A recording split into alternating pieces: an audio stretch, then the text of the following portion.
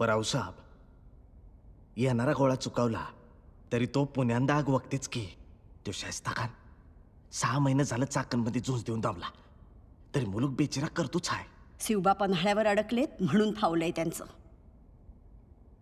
एकीकडे इदलशाही, एकीकडे मुघलशाही. स्वराज्य कचाट्यात सापडलंय. आता आम्ही सांगतो तसं करा. जी. सरदार पिलाजी सणस, सरदार सुर्वे, सरदार शिळेमकर, सरदार कोंढाळकर यांना हाताशी धरा. जी.